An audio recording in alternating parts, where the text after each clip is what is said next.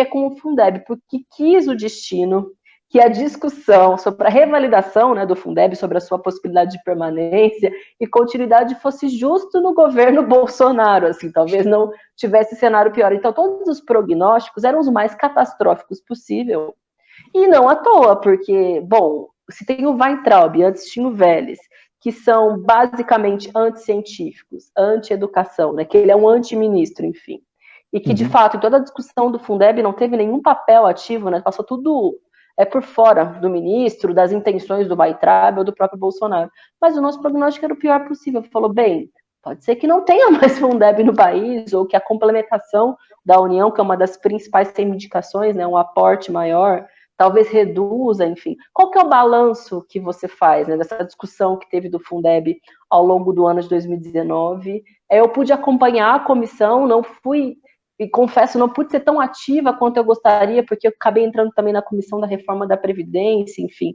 uma série de temas, mas sempre acompanhando, defendendo as pautas do PSOL, postulando as nossas opiniões, enfim, apresentando emendas, etc. Mas a verdade é que, na medida do possível, foi possível, né, conseguir avançar em alguns aspectos no Fundeb, não foi a complementação dos 40% para 20%, né, como seria a reivindicação original, mas tem alguns elementos que são ainda problemáticos, que tem a ver também com essas empresas que querem lucrar, né, com a educação, que a gente ficou brincando entre nós, que era a emenda renova, que acabou sendo incorporada no relatório, que é uma porcentagem que pode ser destinada para escolas que atenderem a metas, são um pouco com a lógica da meritocracia, né, que na verdade só aprofunda as desigualdades, mas enfim, queria te ouvir falar, porque você é uma das principais referências para boa parte dos deputados, na verdade, que estão nessa comissão e que lutam, da sociedade, né, que luta e que reconhece a importância do Fundeb. Então, o Fundeb, ele é primeiro contar um pouco sobre o que é o Fundeb. O Fundeb, ele é um fundo que financia praticamente 63% daqueles 232 bilhões de reais que eu falei para vocês anteriormente. Todas as matrículas recebem algum valor oriundo do Fundeb. Todas as 40 milhões de matrículas das redes públicas brasileiras, estaduais e municipais. O Fundeb é a principal política de financiamento da educação no mundo, né, não é só do Brasil. E o Fundeb tem um livro que foi agora publicado pela professora Iracema Santos do Nascimento, da Faculdade de Educação da Universidade de São Paulo, que conta como a gente construiu o Fundeb. A gente construiu o Fundeb, muitas vezes, inclusive, brigando com o governo Lula. Não é que o governo Lula era contra o Fundeb, mas o governo sempre é um espaço em disputa. E o Ministério da Educação tinha uma posição, mas não tinha força política, e o Ministério, na época da Fazenda, era o ministro Palocci, era o ministro da Fazenda, tinha muita força política, muito maior do que o Ministério da Educação. E foi a sociedade civil, junto com o parlamento, que resolveram a questão. E aí o Fundeb que existe hoje é um Fundeb que ele é robusto. O problema é que esse Fundeb que existe hoje, que encerra a sua vigência em 31 de dezembro de 2020, esse Fundeb é insuficiente para a garantia da qualidade da educação. A questão é bastante simples, é só você ir numa escola e você vai ver que aquela escola é desassistida. Escola pública precisa ter muito mais insumos. O que são insumos? As escolas elas têm que dar condições para os professores ensinarem, para os alunos aprenderem, né? E aí é preciso que o governo federal, que é aquele que menos investe, faça parte do jogo, comece a investir em educação básica. Vou só te dar um dado, Samia, que a última vez que saiu esse dado foi na época que o Randolph Rodrigues era senador pelo PSOL, pelo Partido Socialismo e Liberdade, e ele apresentou um requerimento de informação exigindo que o governo Dilma apresentasse o quanto que cada ente federado por grupo investe em educação. A cada R$1 investido em educação, o governo federal coloca 18 centavos. Só que o governo federal é o que mais arrecada. A cada R$1 investido em educação, o governo federal coloca 18 centavos. Os estados colocam 40 centavos, os 26 estados e o Distrito Federal colocam 40 centavos, e os quase 5.580 municípios colocam 42 centavos. Só que os municípios arrecadam muito menos do que estados, e os estados arrecadam muito menos do que a União. Então, qual que é a questão do Fundeb? O governo federal participar com mais recursos. No dia 18 de setembro de 2019, a deputada Dorinha apresentou um relatório, que é o relatório que a gente concordava, que era um relatório que defendia o direito à educação e que colocava que a participação do governo federal no Fundeb teria que ser de 40%, ou seja, a cada R$1 colocado por estados e municípios, hoje o governo federal coloca 10 centavos. Então, estados e municípios depositam R$1 na conta Fundeb de cada estado. Então, no estado de São Paulo, o governo do estado de São Paulo, numa conta do Banco do Brasil, deposita R$1, junto com os municípios do estado de São Paulo, e aí o governo federal colocaria 10 centavos, explicando bem a grosso modo aqui, até porque o estado de São Paulo não é beneficiado pelo Fundeb, é só a título de exemplo. Qual que é a lógica que a gente defendia? Que sair de 10 centavos para 40 centavos. Então, 40% de complementação da União. Qual é o problema? O problema é que essa era a posição da Dorinha até 18 de setembro de 2019. De repente, dentro de uma atividade do Movimento Todos pela Educação, que é um movimento de base empresarial, que muito vinculado aos bancos, faz uma atividade junto com o Itaú BBA, quem procurar no Google, lá na Folha de São Paulo, vai encontrar esse evento. O Rodrigo Maia decide entrar nesse tema, porque o Rodrigo Maia, é importante que fique claro, ele é o presidente da Câmara do Mercado Financeiro. O Mercado Financeiro tem o presidente da Câmara dos Deputados. Tanto é que ele queria um pacote de ajuda aos bancos que era de 1,3 trilhão, enfim, isso está em debate ainda aí no Congresso. O Rodrigo Maia entra nessa discussão e aí a complementação da União cai de 40% para 20%. Então é metade.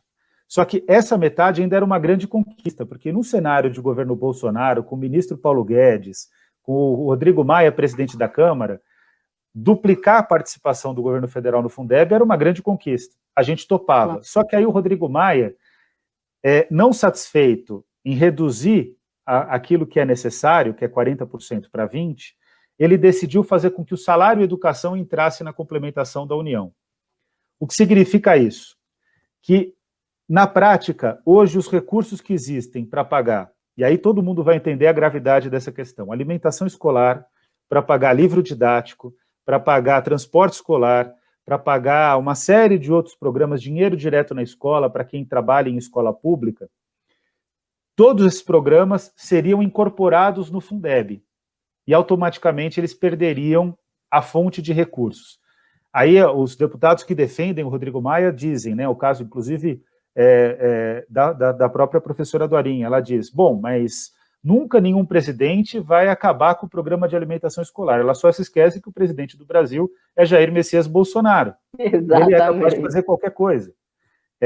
O Bolsonaro não é alguém comprometido com nada, muito menos com a alimentação das crianças. Aí ela vai dizer, bom, mas também nunca vai acabar com o livro didático. O Bolsonaro, em janeiro desse ano, disse que ia acabar com o PNLD. E ele tem acabado com o PNLD, porque se você for observar, Sâmia, a execução orçamentária do governo Bolsonaro é a pior execução orçamentária da história da educação. A do Temer já era terrível, a do Bolsonaro é incomparável. Então, qual que é a situação que a gente tem agora no Fundeb?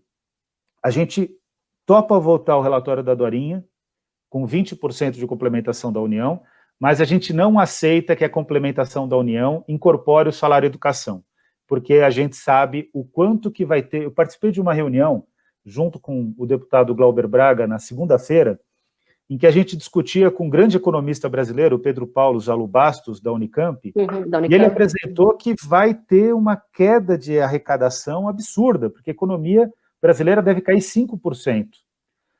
Ele diz, inclusive, que o impacto econômico da pandemia é mais ágil e é mais dramático no início do que foi a Grande Depressão de 29, que quebrou o mundo todo.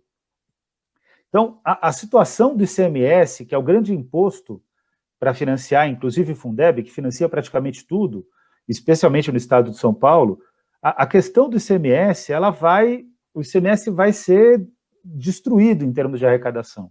Então, você imagina, já vai não ter ICMS, vem a complementação da União, incorporando o salário de educação, não vai ter alimentação escolar, não vai ter transporte escolar. E por que isso tudo é importante, Sâmia? Só entende quem conhece a periferia, quem conhece a realidade da escola pública. Na época da Constituição, a gente tinha 2 debates. A gente defendia o debate da gratuidade da educação. E um grande professor da minha faculdade, da Faculdade de Educação da Universidade de São Paulo, disse que era preciso ter a defesa da gratuidade passiva, que é essa, que é não cobrar mensalidade em escola pública, que na época da Constituição tinha gente que defendia cobrar mensalidade. A gente venceu esse debate na época da Constituição. Até hoje tem, né, Daniel? Venceu na Constituição, mas ainda tem aqueles que insistem nessa tese. O Matheus Trevisan está aumentando a nossa responsabilidade. Ah, boa! A questão que fica posta é que a gratuidade passiva, ou seja, não cobrar mensalidade, ela resolve uma parte do problema. Só que para garantir que todas as pessoas possam ir para a escola, você tem que garantir a gratuidade ativa. O que é gratuidade ativa? Tem que dar uniforme escolar, e ele tem que ter qualidade. Tem que dar material escolar, e ele tem que ter qualidade. Tem que dar livro didático, e tem que dar transporte escolar digno.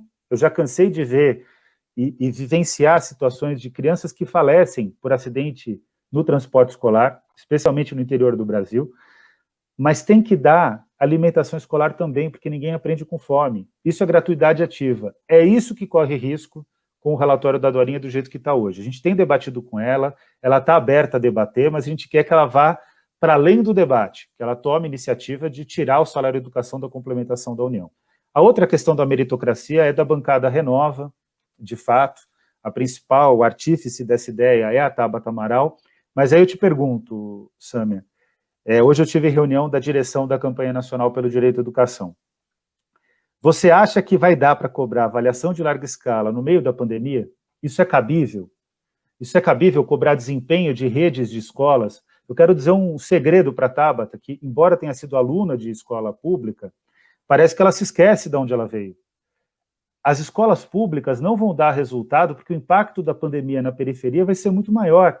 E aí quem vai receber recursos? Vão ser as escolas públicas dos centros expandidos, que já têm mais recurso. Contar uma novidade para quem não sabe, muitas vezes a gente tem que contar essas novidades, né? Dentro de uma rede pública, como a rede de São Paulo, que tem uma secretaria muito estabelecida há muitos anos, né? Falando de estrutura de Estado, dentro da rede pública de São Paulo, existem escolas que recebem mais recursos do que outras.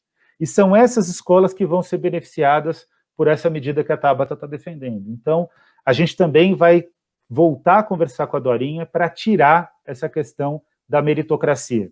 Só para finalizar a questão da meritocracia, uma rápida pincelada, né? A origem do termo meritocracia é um ensaio do Michael Young, no final da década de 50, início da década de 60, em que ele faz uma sátira. Meritocracia, na verdade, é fruto de uma sátira. Ele dizia quão ridículo que é a ideia de meritocracia, porque as pessoas nunca partem do mesmo ponto de partida. Ou seja, se existe desigualdade no ponto de partida, vai ter desigualdade no ponto de chegada. Então, ele escreve uma sátira e, como quem defende a meritocracia muitas vezes acaba entrando dentro dessa lógica sem nem conhecer a origem, as pessoas mal sabem que o termo meritocracia, que é defendido com unhas e dentes por alguns, na realidade é uma brincadeira, uma tiração de sarro de um membro do Partido Trabalhista inglês, o Michael Young. Muito bom, Daniel.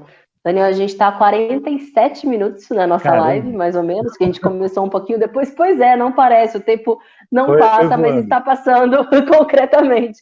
Mas, para a gente ir concluindo, né, chegando no encerramento, porque depois de um tempo, os dados é que as pessoas começam a sair da live, por mais interessante que ela esteja, e eu entendo, as pessoas também têm outros afazeres, mas porque a gente sabe que o Bolsonaro ele é um inimigo da educação, ele é um perigo, como você disse, é óbvio que ele poderia ter como plano cortar o direito à alimentação, a material didático, e, em última instância, disse que livro que é cheio de letras, um amontoado de coisas para as pessoas lerem, ele é um anti-intelectual a princípio, né? Porque é uma arma, é um instrumento libertador muito grande, a educação.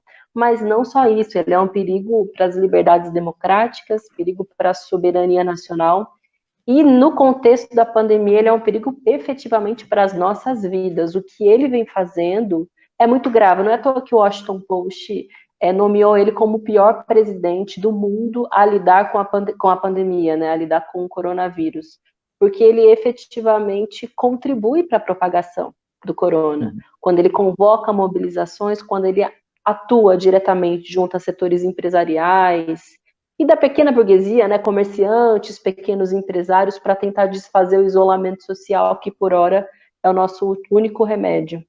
Por isso que eu, o deputado David Miranda, também a deputada Fernanda Melchiona, entramos com pedido de impeachment, mas não sozinhos, né? A gente fez questão de que isso fosse um movimento da sociedade. Então entraram conosco intelectuais, ativistas, artistas, e dentre eles você, o que nos honrou muito, né, com o seu gesto, mas também não só entrou com um pedido, né, de impeachment, mas vem vocalizando esse debate nas redes, cotidianamente no Twitter, inclusive fazendo um apelo, né, para que demais setores também tomem a consciência da gravidade do que significa o Bolsonaro, porque alguns, Dani, apostam na tática de isolamento do Bolsonaro e de desidratação até 2022.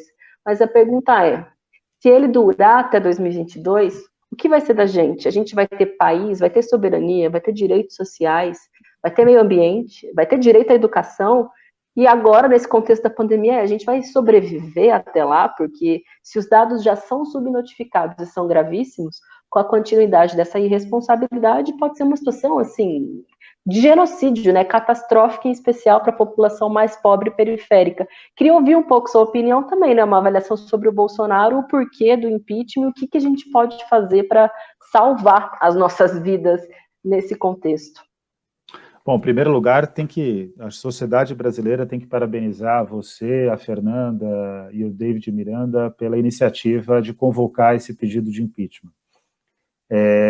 Hoje é o único instrumento que os campos progressistas, eu coloco aqui em plural, porque são vários campos, seria bom que fosse um campo, né, que significaria que a gente teria aí muito mais chance de sucesso, mas as várias alternativas progressistas hoje só tem um instrumento de enfraquecimento do governo Bolsonaro e de substituição do governo Bolsonaro, que é o pedido de impeachment, que é assinado por uma série de pessoas, uma série de personalidades, que são personalidades que nem estão juntas nas mesmas batalhas, muitas vezes, né? O Felipe Neto, Rosana Pinheiro Machado, Mônica de Bolle, né, que é uma economista liberal, exatamente. Que é uma economista liberal e que bom que está dentro dessa história junto conosco, né? E que agora a gente tem, por exemplo, outras iniciativas que se somam à nossa iniciativa, tratando o pedido de impeachment como uma estratégia, como o Partido Democrático Trabalhista, PDT, que agora também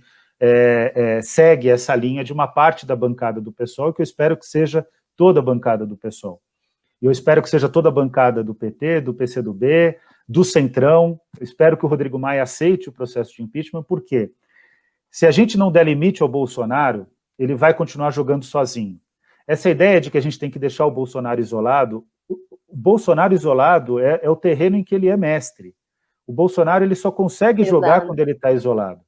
E ele não está isolado como as pessoas dizem. É importante frisar isso, porque o Bolsonaro tem empresários ao lado dele, o Bolsonaro tem setores militares ao lado dele, sim, inclusive palacianos, deram ontem declarações no UOL, no Universo Online, do Grupo Folha, mostrando que estão junto com o Bolsonaro, e mais do que isso, o Bolsonaro tem setores numerosos das polícias militares, dos corpos de bombeiros, etc. Por quê? Porque o Bolsonaro ele faz uso do discurso do ressentido, a estratégia do ressentido, ele tenta trazer esse campo. Isso não é diferente do que fez o Steve Bannon nos Estados Unidos, isso não é diferente do que alimenta o Donald Trump, e não é diferente da estratégia de diversos chefes de Estado, que mesmo entre esses o Bolsonaro é o pior, como você bem disse, é o que tem pior desempenho perante a pandemia. Então a gente precisa dar um basta no Bolsonaro, isso significa ampliar muito o número de assinaturas. Não existe nenhum outro instrumento que já conte com 1.056.000 assinaturas.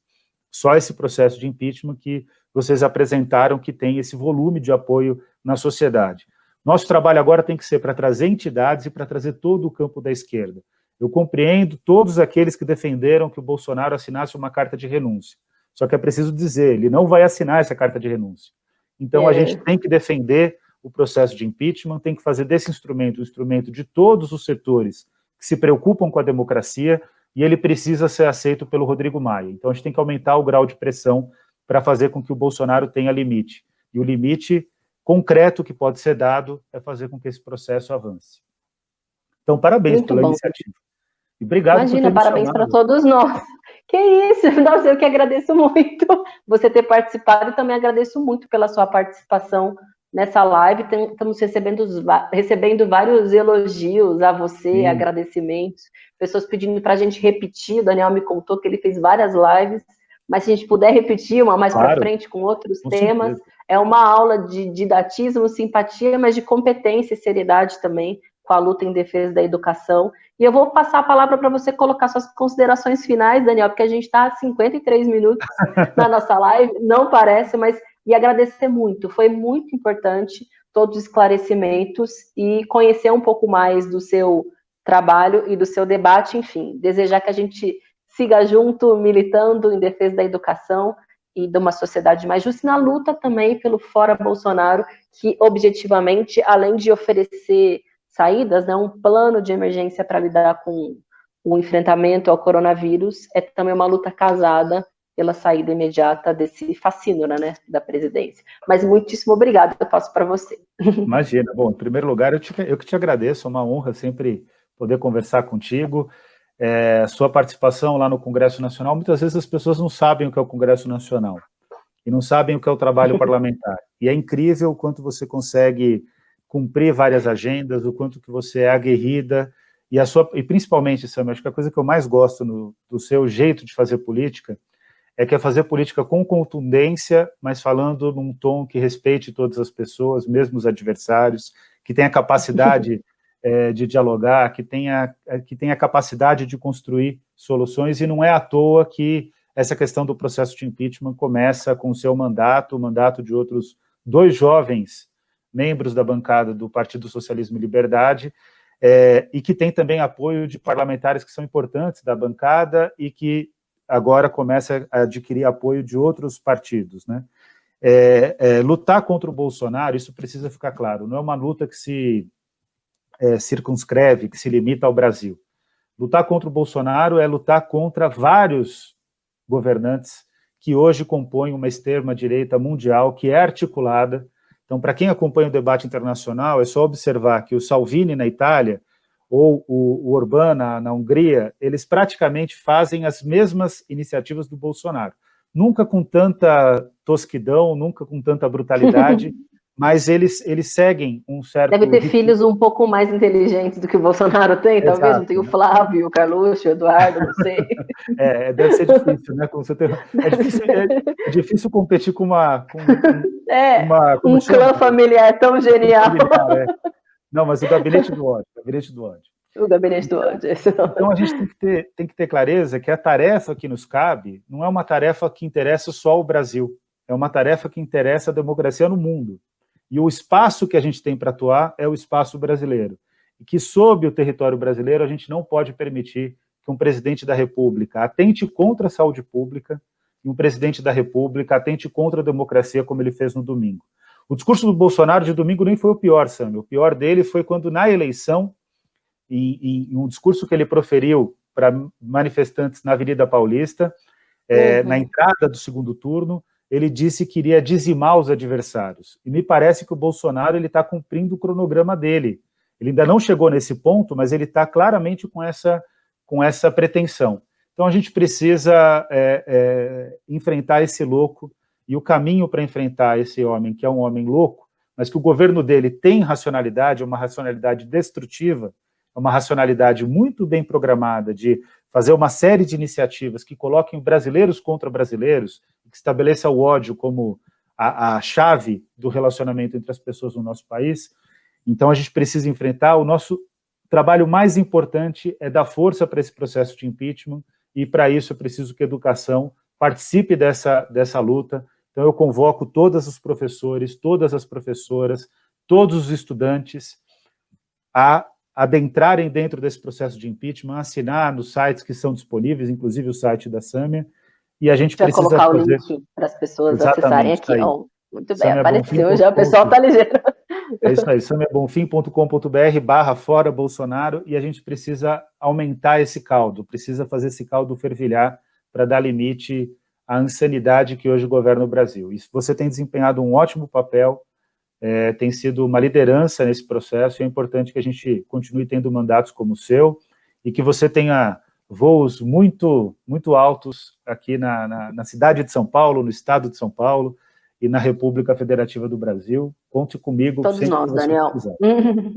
Que ótimo, que deu o triunfo das nossas, dos nossos desejos, planos e táticas vai ser o triunfo dos nossos sonhos também, então tomara que a gente consiga mesmo. Muitíssimo obrigada, Daniel, foi muito, muito bom, e obrigada a todo mundo que participou da live, mandou comentários, perguntas.